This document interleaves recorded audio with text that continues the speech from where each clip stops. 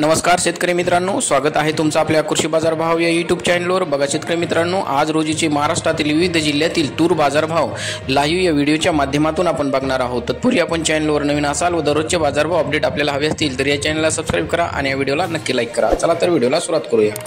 कृषी उत्पन्न बाजार समिती आहे कारंजा जिल्हा वाशिम। आवकाली 270 क्विंटल, किमान दर आहे 6300, कमाल दर आहे 6875, सर्वसाधारण दर आहे 6645 रुपये।